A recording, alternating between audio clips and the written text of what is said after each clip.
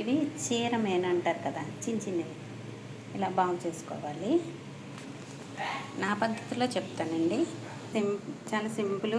ఉల్లిపాయ, పచ్చిమిర్చి, కరివేపాకు తాలింపు వేసేసుకొని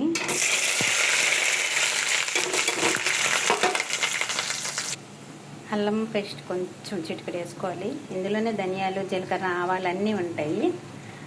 ఇలా అంతే వేసేసుకోవాలి. చింతపండు పులుసు వేసి చేద్దామని కూరలాగా, అంటే చేపల పులుసు పెడతాం కదా, చేపల ఇగురు కోసం అనమాట చింతపండు పులుసు.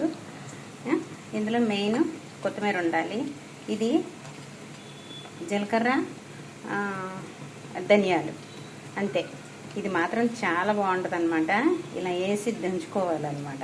లాస్ట్లో దించేటప్పుడు వేయండి, మామూలుగా ఉండదు అనమాట. దీని అస్సలు చేపల రహస్యం ఏదైనా ఉందంటే ఇది ఒక్కటే. ఇలా దంచుకొని లాస్ట్లో వేయండి దించేటప్పుడు. ఇది ఒకేసారి వేసుకుంటే సరిపోతుంది. చాలా టేస్ట్ అనమాట.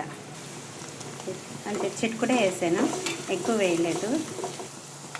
అంతే, ఇవన్నీ ఇలా వేసుకొని గట్టితో తిప్పినా కూడా ఏం అవ్వలేదు.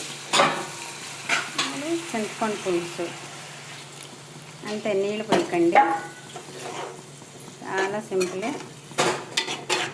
అంతే, దించే ముందు కొత్తిమీర ఇదే వేసేయండి, అయిపోయిందండి.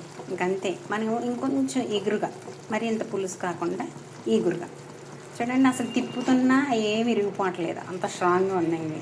చిన్నవే కానీ సిసింద్రీలు అన్నమాట. సూపర్ ఉంది. బాగా దగ్గర చేసేసుకొని దగ్గర చేయండి, నూనె తేలే వరకు ఉంచండి. కొంచెం పుల్లగా ఉంటే సూపర్ అన్నమాట. ట్రై చేయండి.